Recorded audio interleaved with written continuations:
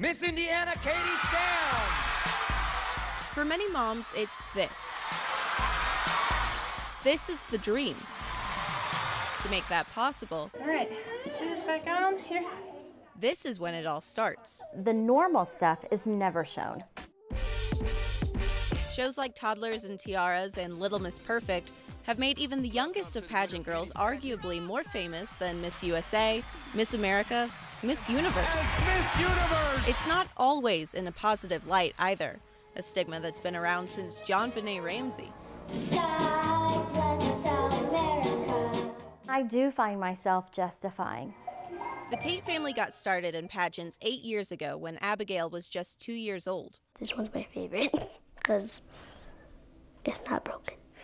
Abigail's winning streak kept the family involved. This one was when I was a tot. Her dad, Brian, now coaches girls on top of his full-time job. Tracy works as the spring's Cinderella pageants director. What do you want to do with the blue cloth? And both boys volunteer at the events. You're fine. Here we go. Ready? But unlike what you'll see on TLC, it's kind of weird to me because then they don't look like their self. Our pageant is all natural. The pageants Abigail competes in, half of her scores are based on her interview skills.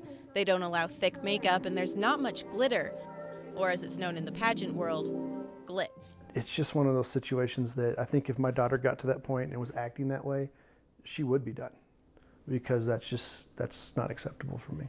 She is not what you would call a pageant girl, but she is a competitor. There are similarities between both glitz and natural pageants, prizes, scholarships, and of course the crowns. Gilly, no socks with those shoes. And every once in a while, the pageant mom does peek through.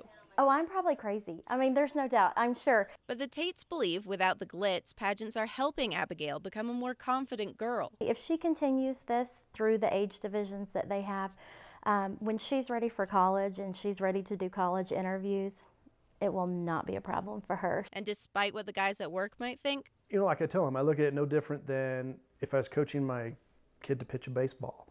You know, I'm coaching her, it's her sport. a sport where the uniforms may be dresses, but the competition is equally as tough, and the winning, let's give them one big round of applause, is just as rewarding.